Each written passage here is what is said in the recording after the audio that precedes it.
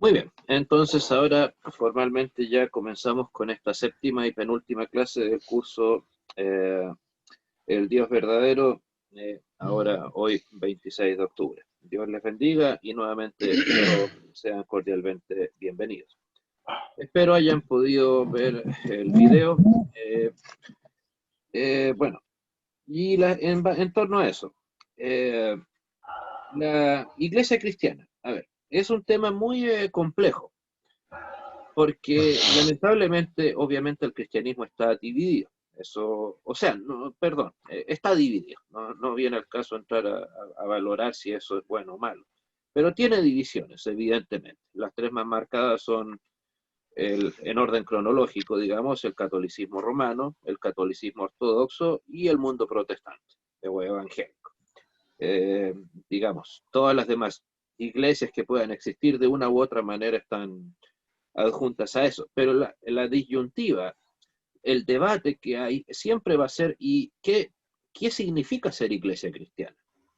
¿Significa simplemente estar bajo una institución? ¿Qué significa que vamos a ser una iglesia apostólica? ¿Significa que tenemos una supuesta sucesión apostólica como la que reclama tener el Vaticano? Desde supuestamente el primer Papa Pedro hasta el día de hoy. O lo que obviamente plantea el mundo evangélico, y en este caso Academia Cristo, eh, que lo importante no es un tema cronológico, histórico, sino doctrinal, y que lo importante para ser iglesia apostólica es guardar la doctrina que enseñó Cristo a sus apóstoles, independiente de si es que hay una correlación histórica entre ellos y nosotros. Pero bueno, eh, en ese sentido, ¿quiénes son la Santa Iglesia Cristiana y la comunión de los santos, como lo menciona el credo apostólico? Bueno, obviamente somos, ¿por qué no? Todos los creyentes en Jesús de todos los tiempos. O sea, la iglesia, el cuerpo de Cristo, que en realidad esa podría ser una de las definiciones tal vez más básicas de lo que es la iglesia cristiana. Digamos, porque ahí atañe eso a todos, atañe, perdón, a todos. Por ejemplo, no sé, usted podrá ser evangélico, pentecostal, católico, lo que usted quiera, pero si yo le pregunto a usted, a cualquiera, ¿qué es el cuerpo de Cristo? ¿Cuál va a ser la respuesta que probablemente todos, casi sin pensarlo mucho, me deberían decir? Sinónimo de cuerpo de Cristo. La iglesia, Iglesia, la punto. iglesia. Claro, iglesia. Y si lo hacemos en un sentido inverso, les pregunto, ¿qué es el cuerpo de Cristo? La iglesia. Probablemente la mayoría me respondan eso. Entonces, en ese sentido, cuerpo de Cristo y posteriormente comunión de los santos es probablemente eh, eh, una de las definiciones más básicas de lo que es la iglesia cristiana, el cuerpo de Cristo. ¿Okay? Bueno, ¿por qué a veces entonces se habla de la iglesia invisible? Bueno, en primer lugar porque obviamente nosotros no conocemos los corazones de las personas. Eh, con suerte, cuando mucho, perdón, conocemos el corazón nuestro. Menos podemos hacer un ejercicio de valor, digamos, pretendiendo escudriñar qué cosa o qué persona es de verdad un verdadero creyente o no. En ese sentido, al hablar de iglesia invisible, no solamente estamos hablando de que pueden haber eh, creyentes en todas las iglesias, creyentes de verdad, sino que también a no caer en la soberbia, a no creer que porque hay una estructura que, no sé, se llamará iglesia en el caso nuestra, luterana confesional, o en el caso del Vaticano, iglesia católica apostólica romana, o la iglesia que quieran, no creer que esa es no quiere creer, o caer, perdón, en la soberbia de que esa estructura, llamada corporación tanto, etcétera, es la que me convierte a mí en parte de la iglesia invisible. O sea, insisto, ¿por qué? Porque no hagamos lo que hagamos, o sea, si el hermano que está sentado junto a usted en el templo alabando, es, no sé, el más empedernido pecador, impenitente, pero él tiene una apariencia de piedad. Pues bueno, eso dejémoselo a Dios, a menos que eso ya derechamente afecte el bienestar propio y de la iglesia, a sus propios juicios, y no caer a nosotros en, ok, es que me da la impresión que el hermano tal o cual, me genera la impresión de que no es un cristiano, como dirían, verdaderamente renacido de nuevo. Eso, insisto, en ese sentido también al hablar de iglesia invisible. No solo es, insisto, reconocer que solo Dios escudriña los corazones y por ende conoce a los suyos, y nótese, a los suyos, no a los de la iglesia, sino que también es un llamado, obviamente, a cada uno a la vida cristiana, pero en humildad, dejando fuera la soberbia. Bueno, la pregunta, ¿por qué es importante, como dice ahí, recordar Gálatas 5:9 cuando busca una congregación, o sea, una iglesia visible para la cual unirse? Y es que, como dice ahí, un poco de levadura fermenta toda la masa. Te podrá decir, bueno, ¿y qué tiene que ver la levadura y una metáfora como esta con la iglesia cristiana? Pues bueno, precisamente aquí está hablando del daño que puede hacer un poco de falsa enseñanza dentro de la iglesia cristiana, que incluso puede estar, no sé, muy bien resguardada, muy escondida tal vez, si no, pero que puede causar muchísimo daño. O sea, la falsa doctrina siempre es peligrosa, no importa cuán pequeño sea el problema que pueda aparecer. O sea, y piénselo así, o sea,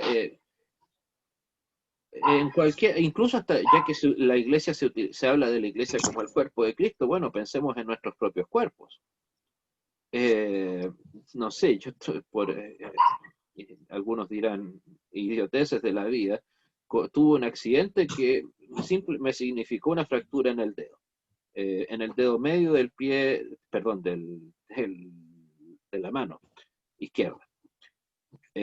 Aunque no lo crean, algo que puede parecer insignificante, y ahí la verdad pude ver en carne propia lo que significaba esa metáfora, aunque ustedes pensarán tal vez, bueno, es un simple dedito, qué gran cosa, pero corría el riesgo de haberme muerto, desangrado. ¿Por qué? Porque estaba en un lugar solo.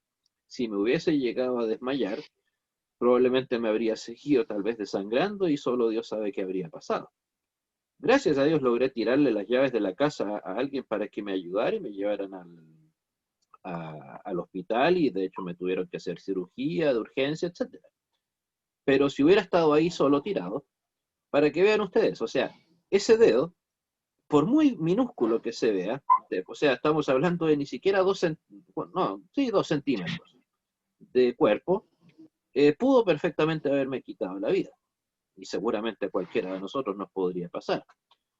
Pero el hecho de, por lo tanto, de que uno diga, bueno, es algo pequeño, es una cosita poca, tengan por seguro que las grandes herejías siempre han comenzado con esa frase. Es que no es una gran cosa, es que es algo menor. Es que ¿para qué nos vamos a complicar por cosas tan pequeñas? ¿O ustedes creen que toda la herejía, por ejemplo, del Vaticano, de la cual anhelamos en mantenernos lejos, ustedes creen que esa apareció de un día para otro de la nada?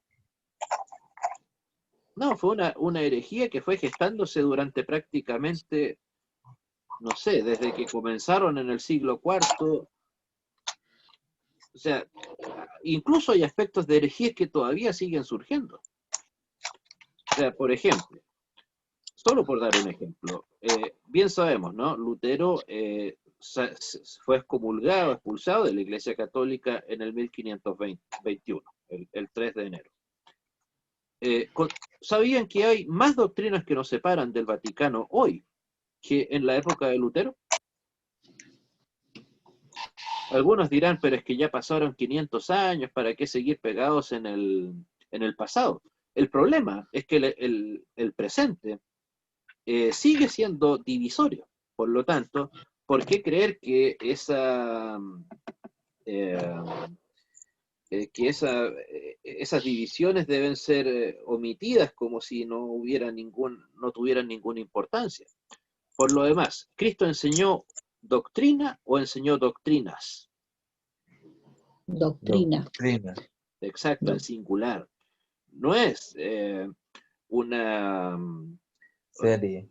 Claro, no es que simplemente tomó un poco de allá con algo de acá, etcétera, y eso lo fue predicando ahí en Galilea, etcétera. No, el conjunto de doctrinas de Cristo es uno solo. Es cierto, tiene muchas partes, pero recordemos, ningún sentido Cristo dio a entender ni siquiera remotamente que, que hayan doctrinas más importantes que otras.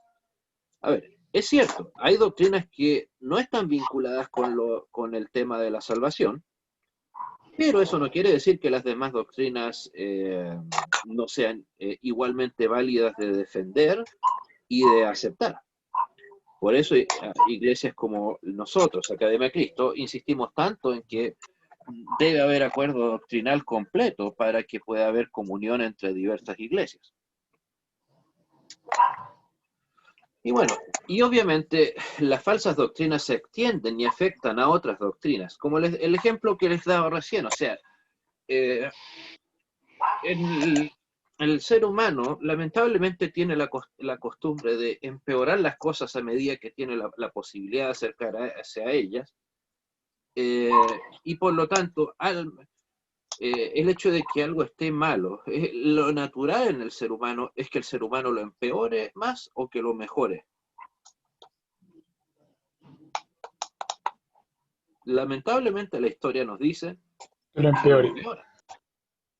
o el ser humano, piensen, ¿cuántos años, ya que hablábamos un poco de las contingencias sociales que lamentablemente están afectando a mi país, ¿cuántos años el ser humano lleva tratando de averiguar cuál es la mejor manera de conducir nuestros respectivos países? O sea, de hacer gobierno. Toda la vida. Miles, o sea, desde que existimos, básicamente. Y debo reconocer que eso es una frase del que fue segundo presidente de Estados Unidos, John Adams. Y él decía que prácticamente con cualquier estudio serio sobre el tema dará como resultado que el arte de gobernar, decía él, traducido al castellano, no ha mejorado prácticamente en lo más mínimo desde las antigüedades. La diferencia es que hoy en día simplemente los problemas y las condiciones que tenemos son distintas. Pero el ser humano, incluso en algo tan importante como el tema, insisto, del gobierno, es algo a lo cual no podemos escaparnos. O sea, si nos escapamos de un país para irnos a otro, igual vamos a estar en un gobierno al que tener que cumplirle sus leyes, ¿no? Eso da igual. Pero lamentablemente, entonces, el ser humano, no sé, piénsenlo así. Terminó la Primera Guerra Mundial el 9 de noviembre de 1918. Todos felices celebrando. ¿Ok? Se acabó el Imperio Alemán, se disolvió el Imperio Ruso. ¿Y cuánto tiempo se demoraron en que apareciera otra nueva guerra mundial? 18, 28, 38, 20 años. 21 años. Y la guerra fue más débil o más grande. Más grande. Más grande. También cuando los alemanes se rindieron el 45 y los japoneses un par de meses después. Ok, se nos viene un mundo de paz, felicidad, todos muy alegres, y obviamente, no era para menos. Pero podemos decir que el mundo que tenemos ahora era tan maravilloso como se suponía que iba a ser.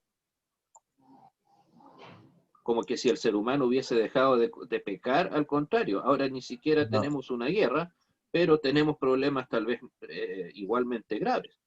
Simplemente cambian los problemas, la manera de afrontarlos, las situaciones que lo llevan.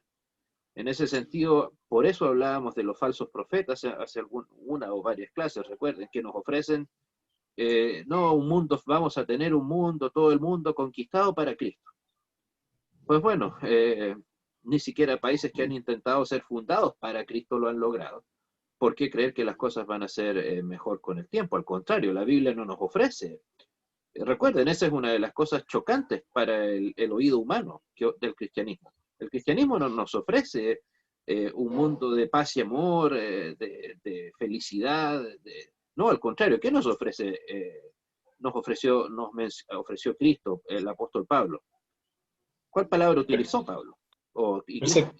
Persecución. Persecución. O sea, o incluso, Aflicción. aunque no lo dice expresamente, pero este versículo tan hermoso, ¿no? Mateo 5, ama a los que Ay, te aborrecen. te aborrecen, te odian, ama a tu enemigo, etc. ¿Por qué, si les hubiera estado Cristo ofreciendo un mundo tranquilo a los creyentes, ¿por qué entonces le iba a decir que ore por sus perseguidores? Está dejando claramente que los perseguidores van a estar. En ningún momento les está diciendo no va a haber nada que los atemorice, lamentablemente. En fin, bueno. A ver, nosotros los creyentes en Jesús pertenecemos a un cuerpo invisible de todos los creyentes de todos los tiempos en todo el mundo. O sea, obviamente la iglesia cristiana no partió con ninguno de nosotros, ni va a terminar con ninguno de nosotros tampoco. Somos parte del cuerpo de Cristo y no lo veremos todos hasta que estemos en el cielo. Pero estamos aquí unidos por nuestra única fe en Cristo. O sea, recordemos, la iglesia le pertenece a Cristo, no a sus respectivos, a los fundadores, ni siquiera en el caso tan marcado, obviamente, como el caso de la Reforma y Lutero. Obviamente, claro, Dios utiliza a las personas, incluso a nosotros, por supuesto, pero eso no por eso que nos utilice no quiere decir que la iglesia y por ende el crédito de todo deba llevárselo nuestro Señor Jesucristo. El que murió en la cruz fue Cristo, no nosotros o nuestros respectivos líderes, por muy buenos que ellos puedan ser. Y lo digo en un sentido positivo, no como burla. O sea, nuestros respectivos líderes no van a ir a la cruz a morir por nuestros pecados. Y gracias a Dios que así es, por cierto. Bueno, aunque la cultura de la Iglesia Católica Romana dice que solo unas pocas personas pueden ser llamados santos, la Biblia obviamente nos lo dice de otra manera. Una mirada rápida a las salutaciones, a las bienvenidas que escribe el apóstol Pablo en sus cartas, siempre recuerden, creo que eso lo comentamos en la clase anterior, siempre se refiere a los cristianos ¿de qué manera? Como los santos.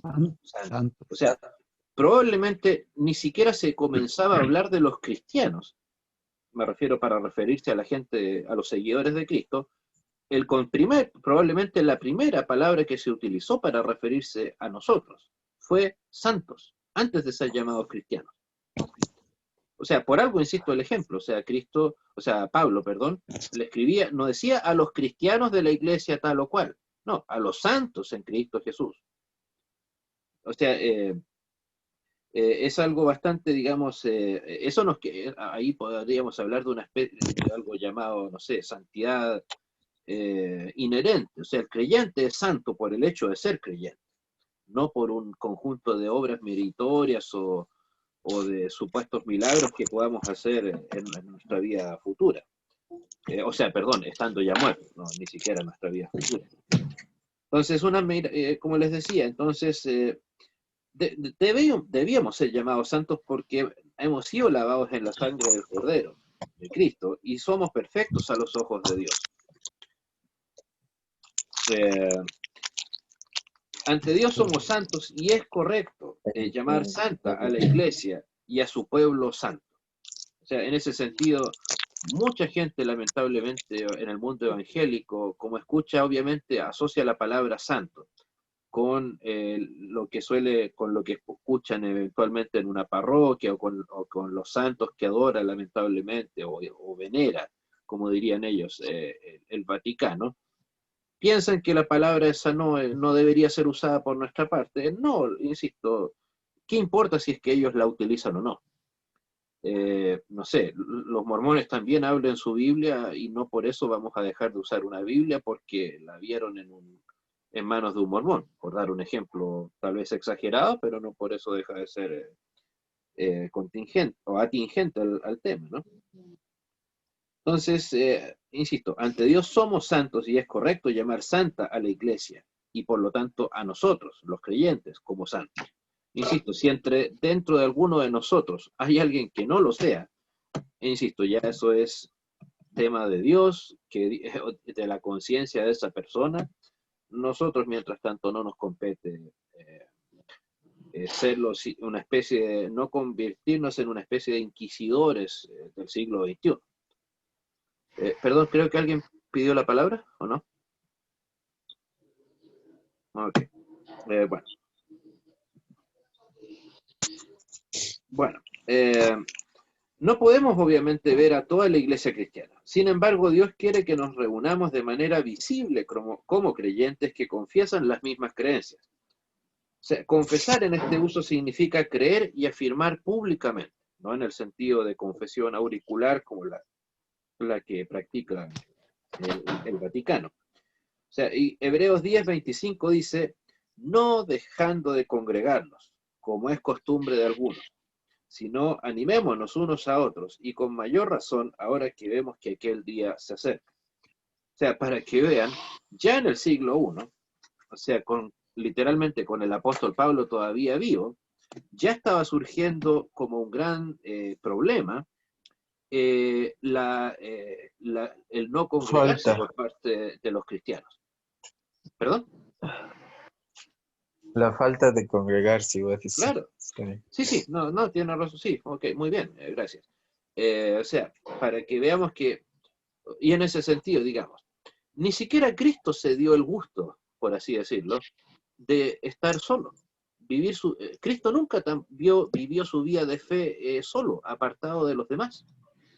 Entonces, ¿qué nos hace creer? Piénsenlo, incluso desde el mismo Génesis hasta el Apocalipsis, siempre que se menciona la vida de fe de los creyentes, primero el pueblo judío y posteriormente de la iglesia cristiana, ¿cómo es ese tipo de fe? ¿Es una fe que se haya vivido en alguna ocasión de manera apartada? ¿No? ¿O sola? O sea, uno de los primeros versículos sobre el congregarse entre creyentes, ¿cuál es? ¿No se les ocurre? La primera digamos, porción bíblica en donde podemos dejar claro que que Dios deseaba lo que era mejor para el creyente, que estuviera en comunión con otras personas.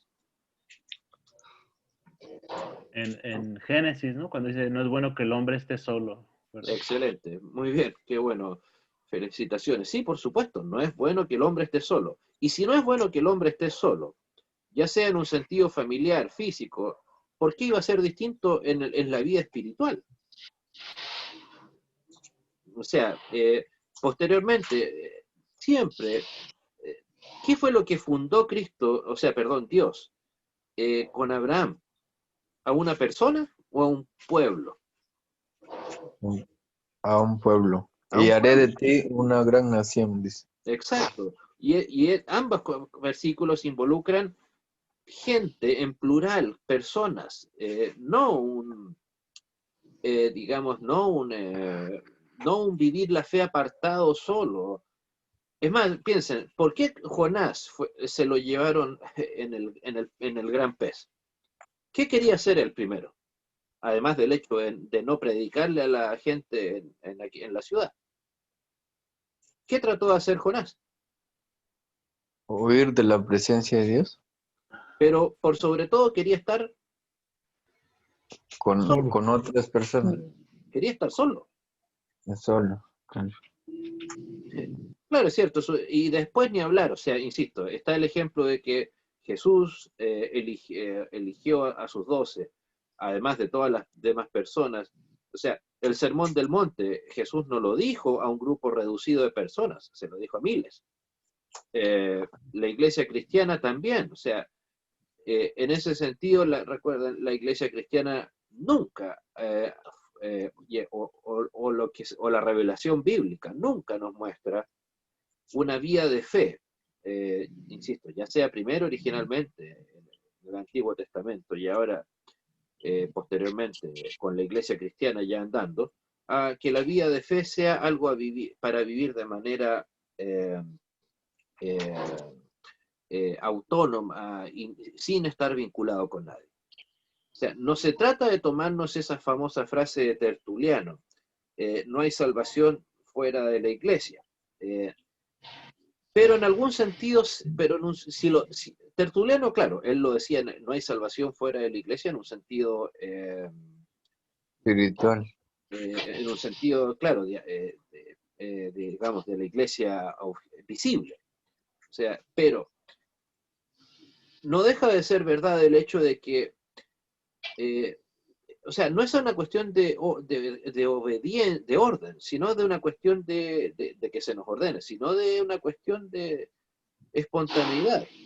Un creyente, si es un verdadero creyente, va espontáneamente a buscar compartir la fe con sus demás hermanos. En ese sentido, la vía de fe, o sea, sí, tiene que ser, digamos, en comunión. De hecho, la El Santa hombre ¿sí? Dígame. es una criatura social también, tiene que relacionarse. Claro, o sea, eso él se recomienda incluso en el mundo secular que el ser humano se relacione con demás personas. ¿Por qué no? ¿Por qué entonces la vía cristiana iba a ser la excepción? O sea, ahora que está, por ejemplo, seguramente los que tienen hijos o nietos han vivido eso ahora que estamos todos apartados por el tema del virus. Precisamente dentro de los principales elementos de los que se dice que a pesar, por mucho que un alumno aprenda este año en el colegio, especialmente los más pequeños, aprendan, por ejemplo, supongamos que fuera a suceder, cosa que es imposible en todo caso, que un niño aprenda todo lo que habría podido aprender estando en la escuela, si no hubiera habido virus ni nada parecido. Pero precisamente yo como profesor de aula que soy también, precisamente eso es uno de los temas que preocupa. ¿Qué va a pasar con estos niños? Suponiendo que en el mejor de los casos incluso se vuelva el otro año a clases, cosa que en el caso de Chile ya es casi un hecho que no va a ser así, lamentablemente, pero es un año menos de sociabilización. Creo que, no sé si se los mencioné a ustedes, pero me disculpa si es así, o a otro curso, pero hace un mes aproximadamente salí a pasear con mi familia cuando se permitió abrir los centros comerciales en mi ciudad. Y mi hija, que tiene 2 años y medio, miraba con un rostro de sorpresa, como que no se imaginaba la idea de que habían más niños de la edad suya. Esa impresión me generó. O sea, por un lado era un tanto tierno verla saludar a todos los niños, pero también era un poco triste saber los motivos por los cuales tenía que ser así. O sea, la sociabilización. Y por lo demás, o sea, es algo absolutamente necesario. En el mundo en general, insisto, y con mayor razón, la iglesia cristiana. O sea, si aparece, ¿por qué no? ¿Por qué no decirlo? Un hereje en nuestras puertas. ¿Cómo vamos a estar mejor defendidos de su herejía? Sino estando en comunión, unidos todos, precisamente, todos igual, todos preparados para con no solo conocer, sino también defender nuestra fe. O sea, la sociabilización es un rasgo inherente, no solo inherente, sino también necesario en el ser humano y por lo tanto en el creyente. Bueno, a ver, el origen de la iglesia invisible podríamos citarlo ahí en Efesios 1 del 3 al 8. a ver, que dice, bendito sea el Padre y el Dios y Padre de nuestro Señor Jesucristo, quien Cristo nos ha bendecido con toda bendición espiritual en los lugares celestiales. En Él, Dios nos escogió antes de la fundación del mundo, para que en su presencia seamos santos e intachables. Por amor, nos predestinó para que por medio de Jesucristo fuéramos adoptados como hijos suyos, según el beneplácito de su voluntad. Entonces, para que vean ustedes aquí, de acuerdo a lo que acabamos de leer, ¿dónde comenzó la iglesia cristiana? ¿O el cuerpo invisible de Cristo?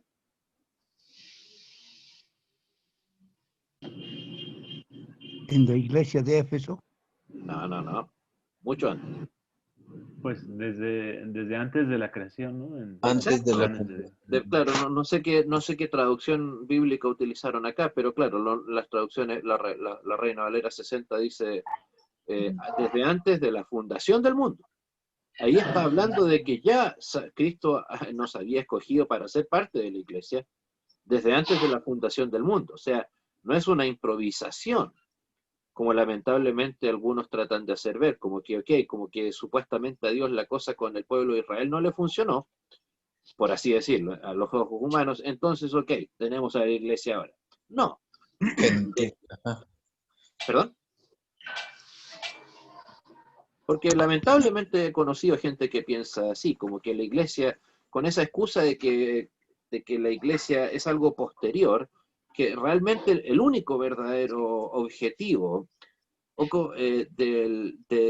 no objetivo, sino, ¿cómo decirlo?, meta del plan de Dios era vía el pueblo de Israel. Y que entonces, insisto, comillas, como supuestamente con ese pueblo las cosas no resultaron, entonces nosotros, los creyentes, la iglesia cristiana, los no judíos, somos, como lamentablemente le escuché decir a un pastor, somos un paréntesis en el plan de Dios.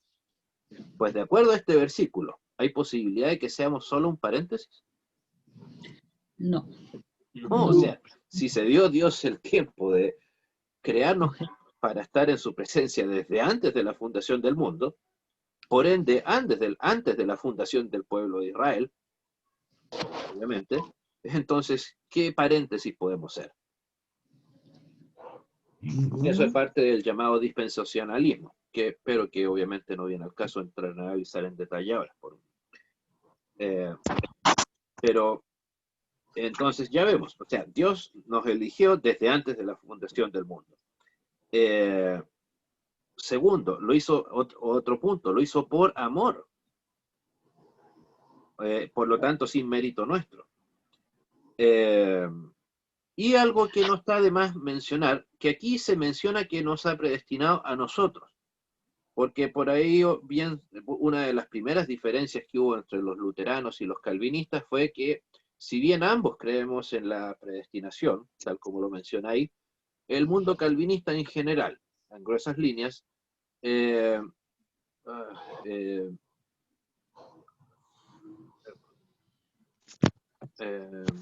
afirman que hay Dios, así como nos eligió a nosotros para salvación, también eligió a personas expresamente para condenación.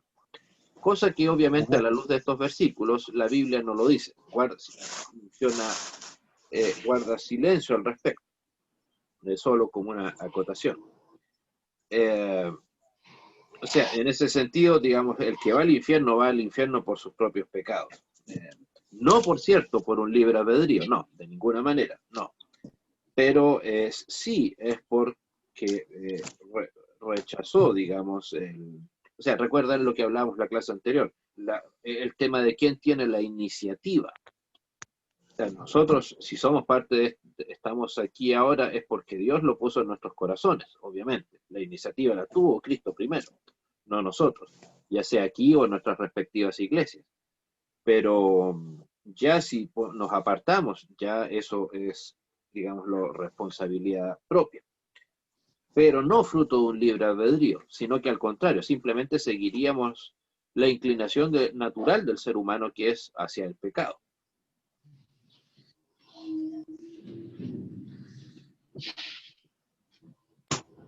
Bueno, aquí continúa más aún bendito, más bello esta parte también, ¿no? Para alabanza de la gloria de su gracia, con la cual nos hizo aceptos en el amado Cristo. En él tenemos la redención por medio de su sangre, el perdón de los pecados según las riquezas de su gracia, la cual desbordó sobre nosotros en toda sabiduría y entendimiento. Entonces, ¿quién nos eligió?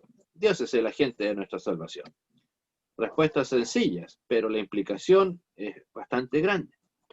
No, el hecho de que sea algo aparentemente sencillo no quiere decir que haya que minimizarlo. Como lo decíamos, Dios nos eligió antes de la fundación del mundo. Y por lo tanto, la salvación es por gracia. O sea, ¿por qué? Porque obviamente, si Dios lo escogió a usted, hermana o hermano, antes de la fundación del mundo, lo escogió antes de que usted pudiera hacer cualquier buena obra o cualquier mala obra. Y por lo tanto eso quiere decir que no depende, y gracias a Dios por eso, no depende de nosotros. Entonces aquí hay esta pregunta, digamos, ¿cuál fue la motivación de Dios para predestinarnos? Y en primer lugar, o sea, por sobre todo está el hecho del amor inmerecido de Dios. Porque Dios al predestinarnos, al preparar todo para nuestra vida eterna, ¿Él tenía la necesidad o el deber de hacerlo? No, o sea, ahí no solo podemos mencionar el amor, sino también el fruto de muchos otros, o sea, por generosidad, por bondad, por misericordia, etcétera. Claro, todo de una u otra manera redunda en el amor, pero por sobre todo, la palabra ahí es el amor. Entonces, como lo decía recién, esta sección nos dice que Dios eligió a personas para ir al infierno, obviamente que no. Entonces, como lo decía, van al infierno por sus propios pecados y su propio rechazo de Cristo. O sea, recuerden, es una de las diferencias entre el luteranismo y el calvinismo. Uno de los llamados 5 puntos del calvinismo es la gracia irresistible. Nosotros no creemos en eso. Creemos que sí podemos rechazar la gracia de Cristo. Bueno, un versículo muy elocuente sobre este tema, Mateo 23, 37. Jerusalén, Jerusalén, que matas a los profetas y apedreas a los que son enviados a ti. ¿Cuántas veces quise juntar a tus hijos como la gallina a sus polluelos debajo de sus alas, y no quisiste? Y bueno, este punto nos lleva a un tema bastante conflictivo, ¿no? Que suele ser el caballo de batalla del mundo ateo, del ateísmo militante, cuando trata de desacreditar al cristianismo. Muchas iglesias. ¿Y cómo es posible que si el cristianismo fuera verdadero, o también el catolicismo, probablemente con lo que más nos ataca, más allá de nuestras doctrinas y que no aceptamos al papado, etcétera, probablemente una de las primeras palabras de ataque al mundo no católico es: ¿y cómo ustedes son un montón de iglesias, muchísimas iglesias? El punto es, el hecho de que haya diversas iglesias, ¿quiere decir que eso sea eminentemente malo? No. Simplemente es un hecho, nada más. O sea, es como que nosotros dijéramos, ok, creo que, no sé, pues, no sé, Latinoamérica, ya que aquí todos somos bueno, excepto nuestros hermanos de Estados Unidos, somos latinoamericanos. O bueno, americanos en ese caso, ok, desde Canadá hasta Chile y Argentina. ¿Es malo que, no sé, yo sea chileno y ustedes sean, qué sé yo, mexicanos, hondureños, creo que argentinos, estadounidenses, etcétera? No. No. Y de hecho, a veces incluso es mejor estar divididos. O se imaginan no sé, a un brasileño unido con un uruguayo, o con un argentino. Insisto, o sea, de pensar de que ese tipo de cosas son, como que a veces los creyentes solemos disculparnos mucho por cosas de las cuales no deberíamos. El hecho de que hayan diversas denominaciones cristianas quiere decir que hay diferentes maneras de pensamiento. Que obviamente, claro, cada una tiene el derecho a creer que la otra está equivocada, eso por supuesto hay que reconocerlo, es un derecho que todos tenemos y que hay que respetarlo. Obviamente cada uno tiene el derecho a creer que está en lo correcto, también por otro lado. Pero, no, ya que está la pregunta, ¿y cómo reaccionamos? En primer lugar, no disculpándonos. Ya, la unidad por la unidad no es buena en sí misma, mala tampoco, simplemente es un hecho. O sea, ok, está bien, no nos dice nada, por así decirlo.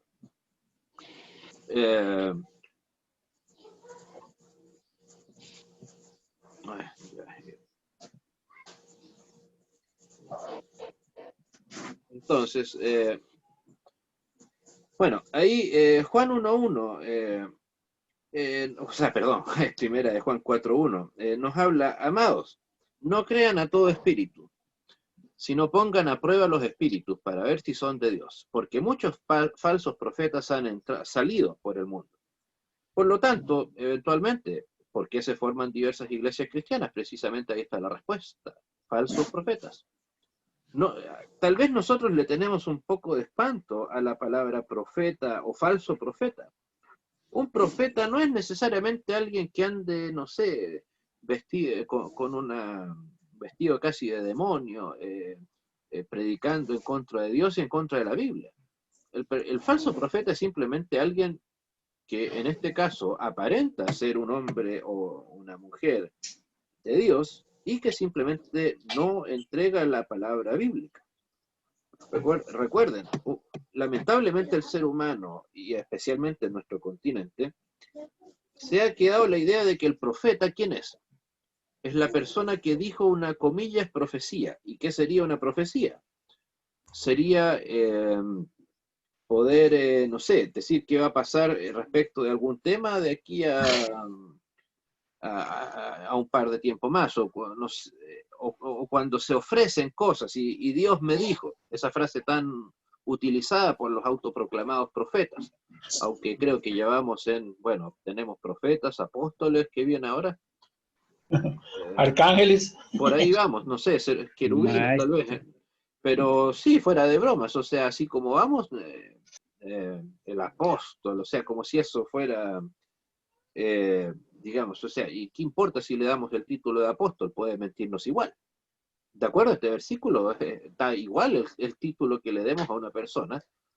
Dice, muchos falsos profetas han salido por el mundo. O sea, en ese sentido, por eso insistimos nosotros en parte en la iglesia invisible. Porque esa es, digamos, no podemos limitarnos simplemente, ok, esta es la persona que viene en la iglesia, la que viene predicando en el púlpito, y eso lo hace verdaderamente un creyente. Por eso dice la Biblia que hay que, pongan a prueba los espíritus.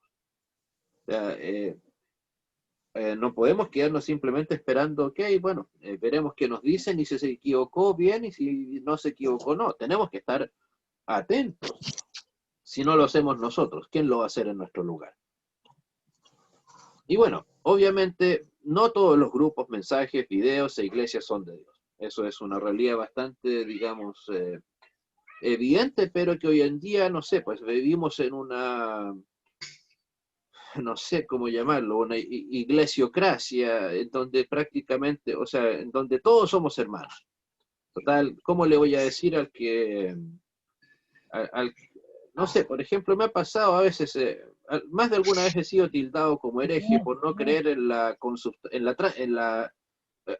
por creer en la consubstanciación, en la presencia real del cuerpo y de la sangre de Cristo en la Santa Cena. Pero curiosamente, esa misma persona, o esas mismas personas me consideran un hermano en la fe. ¿No les parece casi patológico que alguien diga que yo creo en una herejía, pero a su vez me señale como un hermano en Cristo? Sí, correcto. O sea, le concedo a esa persona el derecho a creer todo lo que quiera, que estoy equivocado, que en efecto, si quiere creerlo, que crea que soy un hereje. Asunto de él. Pero entonces que no sea tan derechamente, porque no, hipócrita, en después decirme, somos hermanos en Cristo. O sea, yo le dije, me acuerdo que esto fue por un debate en YouTube. Yo le dije, ¿te das cuenta que estás diciendo que eres hermano en Cristo de un hereje? Después al tiempo borró los comentarios, recuerdo, y nunca más volví a saber de él, pero insisto, vivimos en una cultura en donde todos somos amigos, todos somos hermanos, no importa las diferencias. O una frase, esa lamentable frase que veo en muchas páginas web de iglesias cristianas, que dice unidad en la diversidad. Unidad en la Pastor, diversidad. es como este movimiento acerca que supuestamente se le llama el ecumenismo, que dice que todas, por creer en Dios, todos podemos ser uno, ¿no? Algo así. Yo iría un poco más allá. Es que más que creer en Dios, como que a ellos simplemente les da igual el creer en Dios o no. Total, somos iguales. ¿Cómo va a haber un Dios tan malo que acepte a los pobrecitos que no quisieron creer en Cristo? O sea, el movimiento ecumenista es derechamente un movimiento que ha hecho y está haciendo mucho daño al cristianismo, lamentablemente, y que ha sido muy sagaz en la manera en cómo ha destruido poco a poco la verdadera iglesia cristiana. O sea, yo ahora he visto iglesias evangélicas que cuando era niño ni me hubiera imaginado que se iban a sumar al movimiento ecuménico. O por ejemplo, lamentablemente, la iglesia luterana, como ustedes saben, tiene varias vertientes. La nuestra, la de Academia de Cristo, es la iglesia luterana confesional. Pero lamentablemente hay una totalmente distinta a nosotros, que no nosotros, por cierto, no los consideramos a ellos nuestros hermanos en Cristo de ninguna manera, y en mi opinión personal, para mí ellos son en su mayoría herejes. ¿Por qué? Porque en esa iglesia no es necesario creer me refiero a la Federación Luterana Mundial. En esa iglesia no es necesario creer en la resurrección corporal de Cristo, no es necesario creer en los milagros que hizo Cristo, no es necesario prácticamente nada. Simplemente, como tienen ese emblema, unidad en la diversidad. Entonces, ese emblema me parece tan ridículo como que alguien dijera una masculina femineidad o una clara oscuridad, por así decirlo. Claro, es una contradicción de términos, ¿no? Es como se diría un oxímoron, o sea, es una contradicción insalvable. Es el posmodernismo, ¿no? Sí, claro. O sea, es un posmodernismo, pero que lamentablemente se cocinó, digamos, bastante lejos. El ecumenismo en realidad ni siquiera era una idea a principios del siglo XX. Recién, en 1908, un obispo miembro de la Federación Luterana Mundial, llamado Nathan Soderblom, inició tratativas para que los cristianos, en el amplio sentido del término, tuviéramos algún conjunto de iglesias y que estuviéramos en comunión para, bueno, todo el discurso que se podrá imaginar. Y ahí comenzó por ahí, recién en el 1908, cuando mucho, esto que llamamos el movimiento ecumenista, que terminó derivando en 1947, perdón, en la tristemente conocida, el conocido Concilio Mundial de Iglesias. El problema es que, insisto, pretende hacer que las diferencias no existan, o peor aún, que no importan. O sea, claro, en ese sentido, claro que es postmodernista, pero es mucho más antiguo que el modernismo, que el postmodernismo, por cierto, curiosamente. Insisto, nos hace creer que no importan las diferencias, que todos somos iguales, que basta con decir que incluso uno superficialmente cree en Dios para ya ser uno más de los nuestros. O sea, es una desesperación por la unidad como un fin en sí mismo, independiente de las diferencias que podamos tener. Y de Y hecho, la verdad, lamentablemente, esta agrupación finalmente está a las órdenes más de poderes políticos que derechamente de fines espirituales. El Concilio Mundial de Iglesias incluso, incluyendo, por cierto, la Federación Luterana Mundial, ha financiado guerrilla en África. Independiente de si esa guerrilla sea muy buena o sea muy mala en sus intenciones, da igual. Pero ¿qué tendría que hacer una agrupación de iglesias financiando guerrilla? Incluso hay una, y para que no piensen que esto es una exageración mía, se emitió durante unos 10 años aproximadamente una revista que se llama Revista Interamericana, Revista de Interpretación Bíblica Latinoamericana. Y derechamente, en muchos de sus mensajes, de sus textos, hablaban derechamente a la rebelión armada.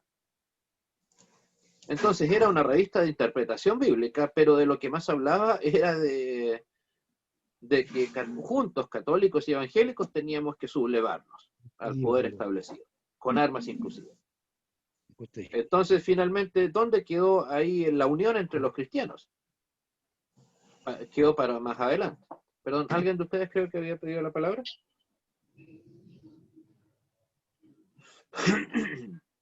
Ok, bueno, entonces.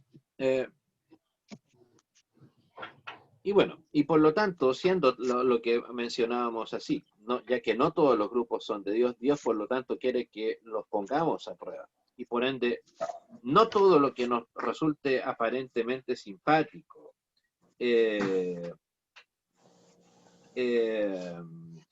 digamos, o llamativo para el mundo, tenemos que aceptarlo de buenas a primeras. Por ejemplo, hablábamos del ecumenismo, el posmodernismo. Acá, precisamente, sería lo más simpático para el mundo de afuera, digámoslo, que nosotros dijéramos, ok, los aceptamos a todos, no importa. No importan las diferencias, vamos a hacer como que no las hay. Que es el pensamiento, lamentablemente, de las iglesias que dieron al ecumenismo. O sea, no sé en otros países, pero acá en Chile, para el aniversario de la independencia, o de lo que se conmemora la independencia en septiembre, se lleva a cabo un Te Deum ecuménico, que es una Babel de oración, en donde, claro, se lleva a cabo en la Catedral Metropolitana de Santiago, católica por supuesto, encabezado por el arzobispo de Santiago, en donde va también el arzobispo metropolitano de la Iglesia Ortodoxa, donde van imanes musulmanes, donde van rabinos, pastores evangélicos, pastoras evangélicas, y de cuánta iglesia se quiera adherir a ellos. Y van a dar gracias a Dios por la patria, porque todos somos uno. Esa es como decir, y hasta incluso me puedo acordar de las canciones, porque las misas esas que hacen ese supuesto Te Deum, es casi igual todos los años, es tragicómico la verdad. Pero precisamente la premisa es, o sea, ¿cómo vamos a discriminar al pobre musulmán? O sea, imagínense, cualquiera de nosotros diciendo, si nos escuchan a nosotros diciendo, ¿y qué va a ser un creyente o un musulmán como invitado de honor en un culto cristiano? O sea, por cierto, si un musulmán quiere estudiar la Biblia conmigo, pues gloria a Dios, que lo haga. Pero ¿quién es el que tiene que tener las riendas ahí al respecto? Y Cristo. O bueno, pero en particular en este caso el creyente. O sea, si Claro. el que está dirigiendo el estudio bíblico es usted es el que tiene que decidir qué es lo que se va a entregar en el estudio, no. No poner a ese musulmán de igual a igual al momento de dirigir el estudio bíblico. Así como yo tampoco me voy a meter a una reunión musulmana, ni una judía, ni siquiera una católica, por supuesto. Entonces, ¿por qué tendríamos que nosotros ser tan, no sé, ingenuos como para creer que ese tipo de diálogos, o mal llamados diálogos, van a dar algún resultado concreto? Porque hasta la fecha no lo han dado y con toda seguridad no lo van a dar tampoco. Como tal vez lo recomendé hace no mucho, o recordé, perdón, en algunas clases. Uno de los ejemplos más claros fue el de la llamada y tristemente horrible documento Declaración conjunta sobre la doctrina de la justificación, firmada el 31 de octubre. ¿Creen ustedes que fue casualidad que se haya elegido esa fecha? 31 de octubre de 1999. Y entre la Federación Luterana Mundial y el Consejo Pontificio para la unidad, promover la unidad entre los cristianos, o sea, el movimiento ecuménico dentro del Vaticano. Se firmó, como insisto, en la Catedral de Augsburgo, o sea, el lugar en donde los luteranos presentaron su primera confesión de fe. Yo decía, y si les interesaba tanto la unidad, ¿por qué no se firmó en el Vaticano? En la Basílica de San Pedro. O sea, si no, o sea, hasta en las cosas simbólicas, lamentablemente esta herética Federación Luterana Mundial se puso a los pies del Vaticano. O sea, básicamente le dieron un cachetazo a la Reforma, a Lutero y a nuestras enseñanzas. ¿Para qué? Para que 6 meses después el señor, actualmente Papa en retiro, ¿cómo se llama este caballero? Ratzinger, escribiera una declaración llamada Dominus Jesus, en donde literalmente dejaba claro que todas las iglesias que no tenemos según ellos, sucesión apostólica, ahí no somos una iglesia cristiana. O sea, lo que firmaron el 31 de octubre, en agosto lo borraron con el codo y bastante bien borrado. Entonces, ¿qué unidad? ¿Qué hermandad? ¿Qué diálogo? ¿Qué compañerismo? Ninguno. Solamente hipocresía que sirvió para darse unos buenos aplausos, gastar unos cuantos millones de dólares innecesariamente, para mucha pompa, mucha ceremonia, y quedar como gente simpática, ¿no? Y claro, yo en esa época todavía pertenecía a la Federación Luterana Mundial acá en Chile. Y fui de los pocos que me atreví a decir que me parecía una aberración haber filmado eso. Y sí, se podrán imaginar cómo me fue. Lo menos que me dijeron es que estaba enfermo. Y finalmente, lamentablemente, el tiempo me dio la razón. No se trata de que pero a los que pensaban como yo apenas tenía 20 años. Pero bueno. Hechos 17 nos habla lo que ven ahí. Estos eran los más nobles de Tesalónica, pues recibieron la palabra con mucha atención y todos los días examinaban, nótese, examinaban las escrituras para ver si era cierto lo que se les anunciaba. Entre los que creyeron había distinguidas mujeres griegas y un buen número de hombres.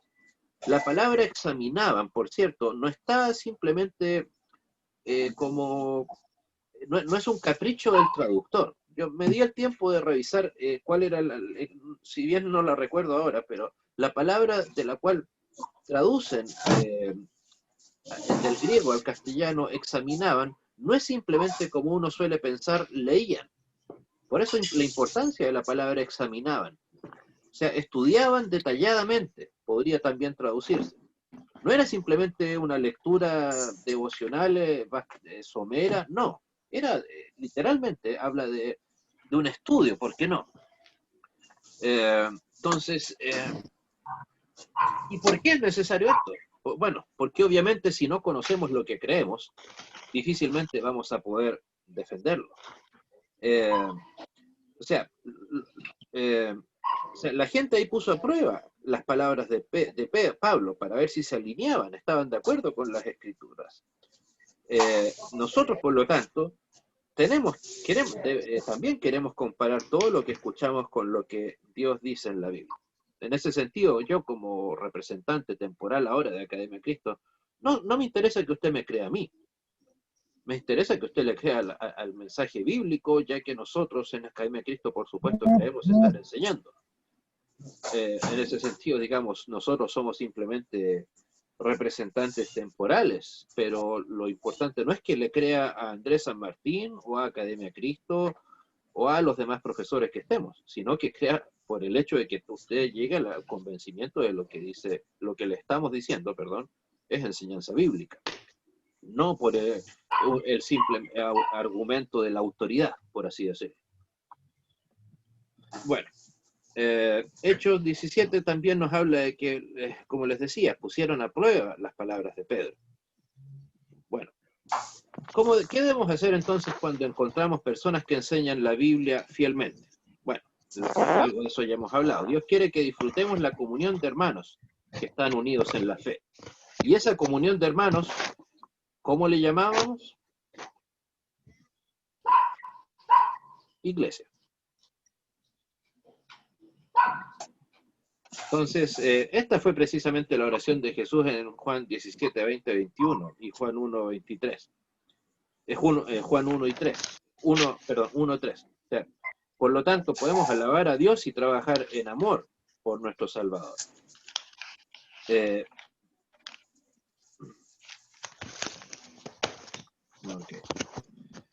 ¿Qué quiere Dios que hagamos entonces cuando encontremos personas que enseñan de manera diferente a lo que dice la Biblia? Cosa que seguramente va a ser la mayoría de los casos. Dios quiere que actuemos en primer lugar, por cierto, en el amor. Insisto, algo que les he comentado en otras clases. Insisto, ustedes por supuesto tienen el derecho a considerar que el equivocado aquí soy yo, si es que tienen alguna diferencia de opinión conmigo. Pero de la misma manera, ya que hay amor cristiano, ustedes deben concederme el derecho a pensar, a que yo piense exactamente en lo mismo también, respecto de ustedes.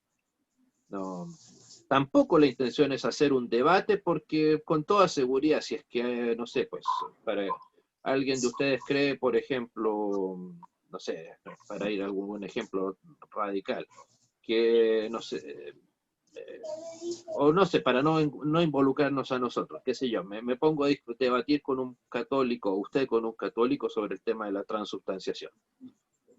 Digamos, al final, los únicos perjudicados vamos a ser nosotros, porque más allá de desgastarnos, difícilmente vamos a poder, digamos, llegar a un acuerdo al respecto. O sea, usted, obviamente, insisto, si se enfrenta con una persona, o los famosos autoproclamados testigos de Jehová cuando tocan sus puertas, pues bueno, no se trata de que lo saquen a patadas, como sí me consta que hay gente que lo ha hecho, por cierto, pero tampoco ponerlo, yo en ese sentido, si actuar en amor, pero eso no quiere decir, como la gente suele confundirlo, en sumisión.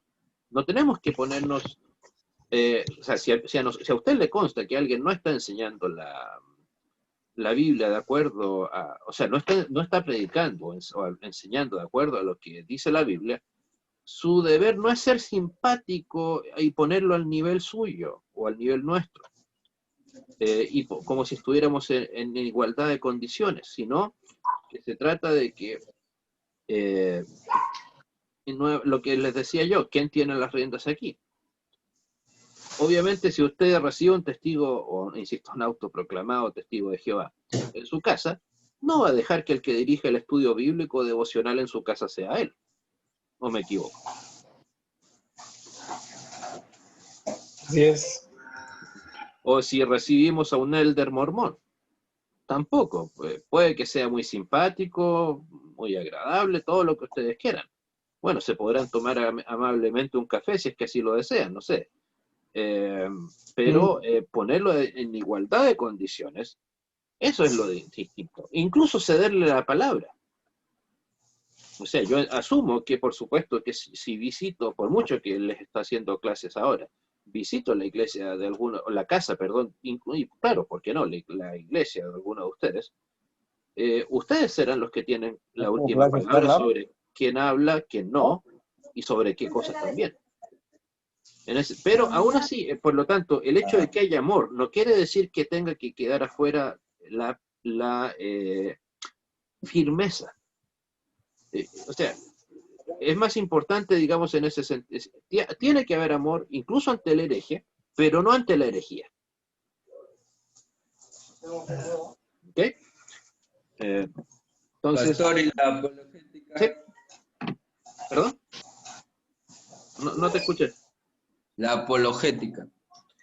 Es que la apologética ya podemos hablar, ahí se está hablando tal vez de un nivel superior de debate.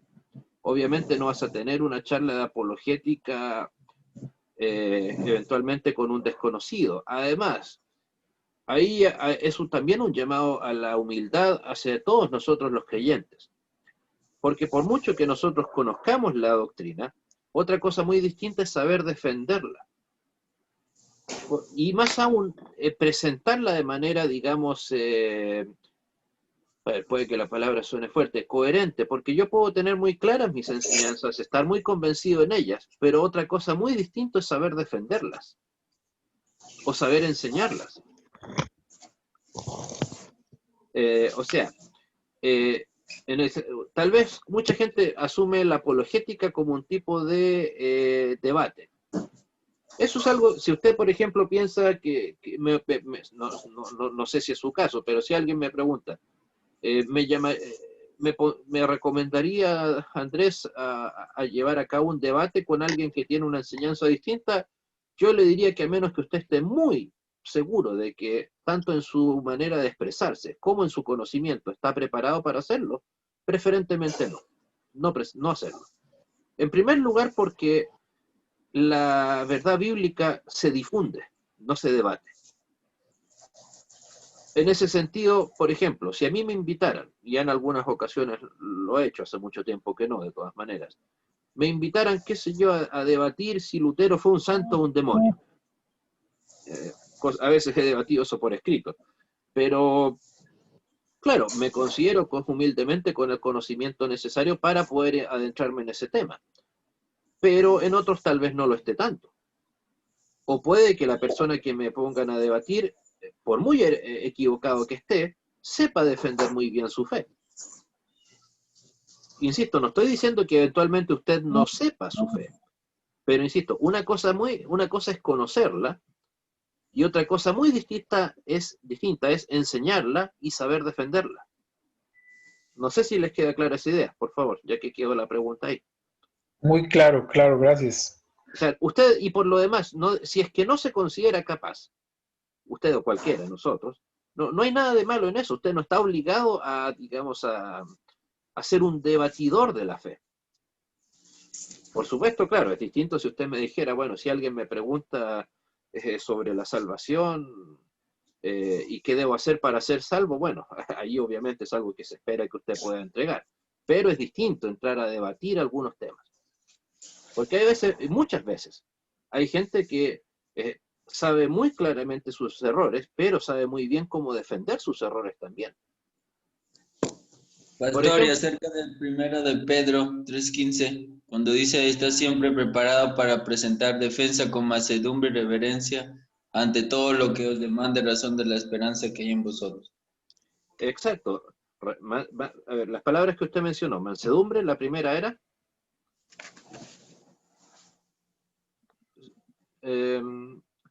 pero tampoco está diciendo que usted deba aceptar que eventualmente venga un desconocido y le diga, por favor, vamos a debatir.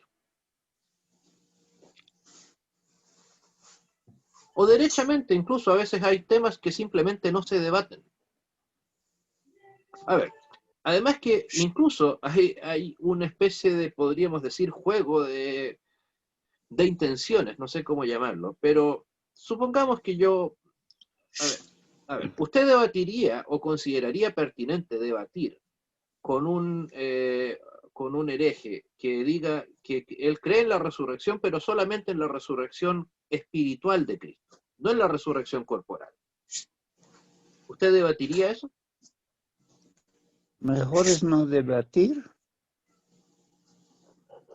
A ver, le voy a dar un ejemplo, aunque respondiendo al comentario del hermano, sí, obviamente en ese caso es mejor no debatir, pero supongamos que yo voy a la casa de cualquiera de ustedes y les digo, ¿sabe? Ese televisor que usted tiene ahí no es suyo, es de Andrés San Martín Arrizaga de Temuco, Chile. ¿Usted qué me va a decir? Aquí está la factura. ¿Y si no la tiene? Pero yo podría decirle, pero es que esa factura usted simplemente me la sacó del bolsillo. Ok, pero usted, y le insisto, ok, ¿sabe qué? Le digo, voy a traer a un árbitro para que decida y que me diga. Y tampoco llegamos a acuerdo. Hasta que finalmente le digo, ¿sabe qué más, señor? O señora, vamos a llevemos este tema a tribunales y que un juez decida. Y usted me dice, ok, vamos al juez, ante el juez. ¿Sabe quién ganó el debate ahí? ¿Cuántas pulgadas? 40. El que tenga la mejor, No. Más grande. la mejor del Si usted me dice, ok, señor, ok, Andrés, vamos a tribunales a debatir. Usted ya me dio la razón a mí. Pero en pago. Porque si usted tiene la certeza que ese televisor es suyo, ¿lo va a llevar a discusión? No. Claro. No hay que hacerlo.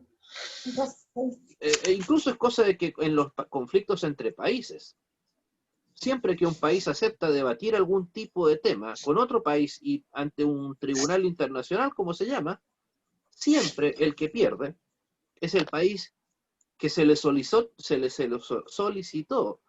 debatir y aceptó ir. Porque, insisto, eso quiere decir que no está tan seguro de su postura. Como dirían en el fútbol, se hizo una especie de autogol. Pero bueno, lo concreto, tenemos que mostrarle a la gente su error. Pero unido a la palabra que está antes, amor. Y si continúan rechazando la instrucción, en el caso de que se mantengan en nuestras iglesias, debemos separarnos de ellos para mostrarles la gravedad de su pecado y protegernos de la falsa doctrina. No es nuestro deber, por mucho amor que haya en nosotros, el convivir en nuestras iglesias o en nuestra vida cotidiana con la falsa doctrina. Una cosa, recuerden, es respetar al equivocado, pero otra cosa muy distinta es estar en comunión con él. Le tengo que respetar a él como a cualquier persona en calidad de ser humano y ya está. Pero no en el sentido de que, digamos, por el solo hecho de como que no importa la diferencia. No, si esa diferencia se mantiene, finalmente va a ser destructiva para los dos, o todos los que participen al respecto. Muy bien. Entonces, bueno, por eso, como les decía, la iglesia, y por lo demás, el problema con ya que mencionó uno de ustedes el tema del ecumenismo, el problema es que el ecumenismo nos plantea que hay que luchar o trabajar para llegar a ser una iglesia. ¿Eso es así?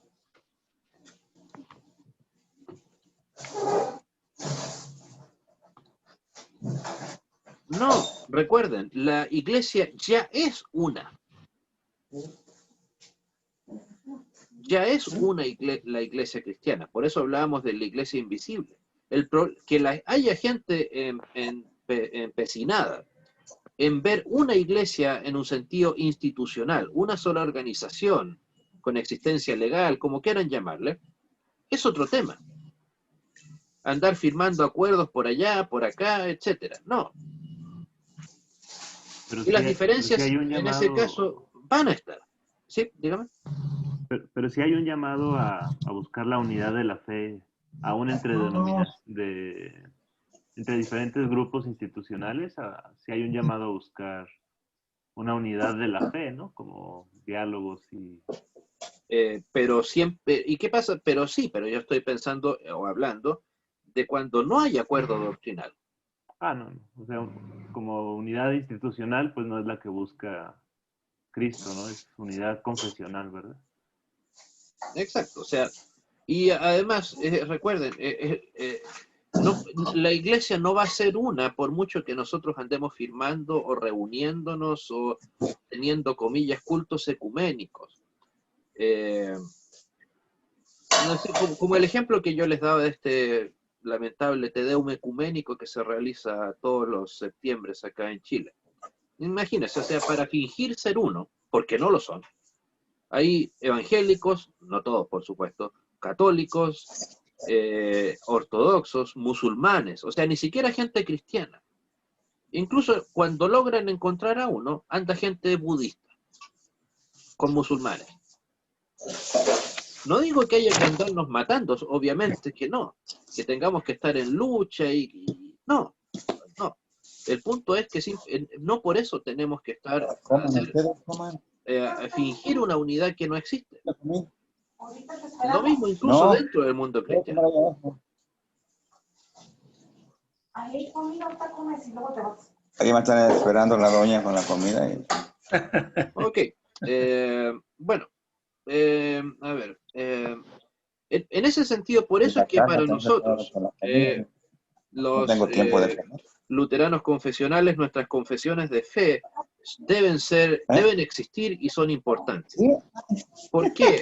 Muchas iglesias, lamentablemente, reniegan de la idea de tener una confesión de fe, porque lo consideran en primer lugar una cosa muy católica. Es como que dicen, no, es que eso es cosa para los curas, lo escuché en una parroquia y por lo tanto estuvo malo. No, simplemente, pero en cualquier organización de personas, más aún si se trata de la iglesia cristiana, debe estar claro quién está con nosotros y quién no.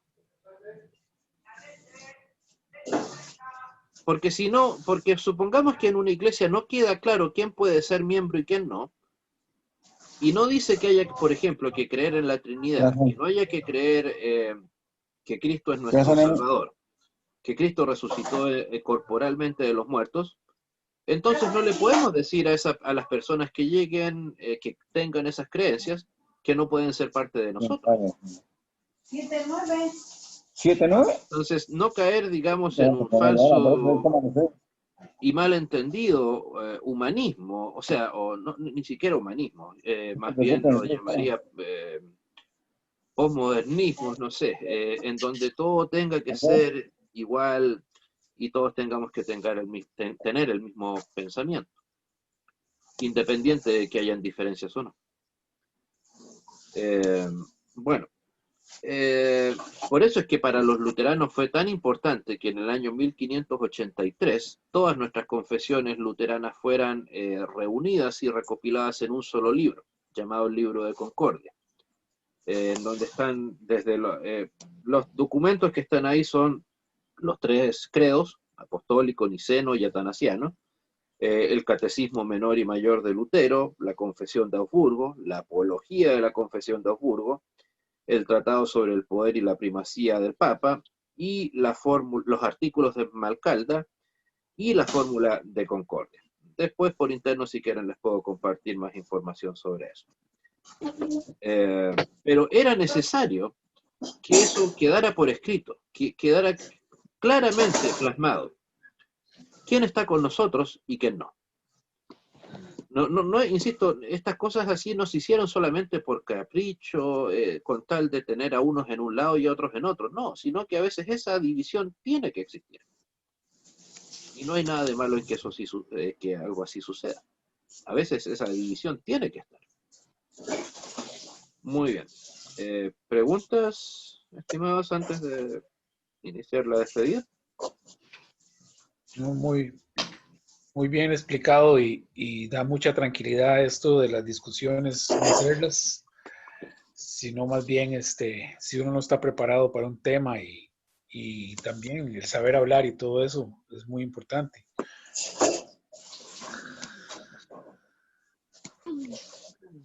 Insisto, recuerde, usted no está obligado a ser un experto en todo, por así decirlo.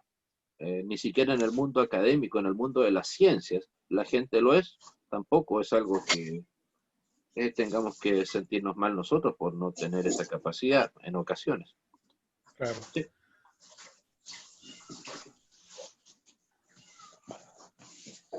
Muy bien. Ok. Sí, dígame. Pastor, disculpe una pregunta. Es acerca del cuestionario final. ¿Hay una fecha límite? Terminamos las clases este miércoles. A partir del lunes de la siguiente semana, 2 semanas completas. Ya, muchas gracias, Pastor. O sea que después de 2 semanas la entrega. Ojalá antes, pero claro, en teoría ese es el plazo para finalizarlo. Déjenme segundo, Daniel.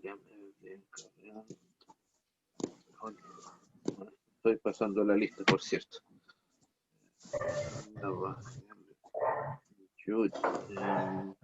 Ver-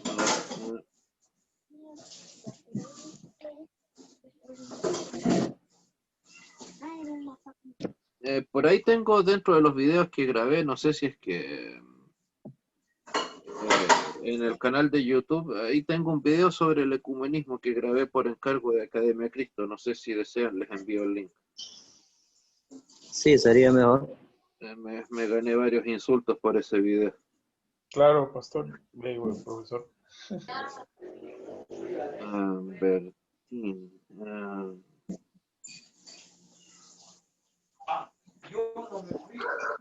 Insisto, estoy revisando la lista solamente.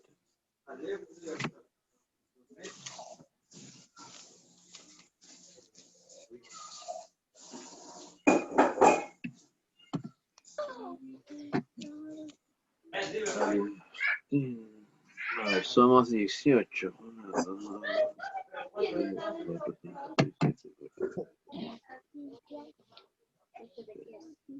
Agustín. Javier Navarrete.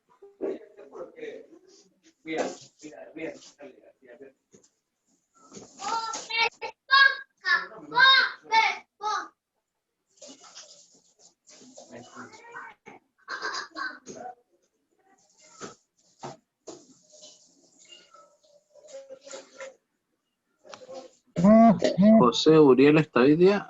Yajir. Ahí está. Ok. Bueno. Christopher, por favor, si nos puedes despedir en oración. Sí, pastor. Dios Padre, sabemos que la salvación proviene de nuestro Dios Jesucristo, que está sentado en el trono. También sabemos que el Señor conoce a los que son suyos. Protégenos de los falsos profetas y los engaños del diablo, para que usted nos llamará santos en el día final, porque la muerte de Jesucristo ha pagado por nuestros pecados. Gracias y amén. Amén. Bueno, en fin. Muchas gracias, profesor. Espero haber sido de vuestra ayuda. Cualquier consulta, como de costumbre, a vuestro servicio. Muchísimas gracias, don Andrés. Dios les bendiga y pastor. nos Muy buenas noches. encontramos el próximo miércoles. Buenas noches. Gracias. Dios bendiga. Una consulta. Sí, sí. La prueba es la próxima clase, ¿no? No, esa tienen que enviarla respondida por escrito. No, como lo decía, a más tardar 2 semanas después de que termine el curso. O sea, más Ya o menos 15 de noviembre por ahí. Claro, idealmente sí. Sí, Ah, estaba mala la señal. Soy Yuri Vivar, profesor. Sí, estás presente, no te preocupes. Muchas gracias. Buenas noches. Buenas Gracias, hermano. noches. Dios les bendiga. Adiós. Chao, chao. Buenas noches, bendiciones a todos. Pastor Andrés, buenas noches. Buenas noches. Sabrá disculpar, 1000 disculpas, en mi casa no pude tener el internet por cuanto han votado bloqueando y no podía entrar a clases. Y discúlpame, pastor, y recién nos dio el internet, entonces para poder siquiera saludar, 1000 disculpas. Ok, bueno. Cuando esté el video subido, que probablemente sea mañana, ahí va a estar el link, así que por No favor. sea malito, por Dios. Eso es lo que más importante, más urgencia necesito, mi pastor. Porque no pude entrar en el clase.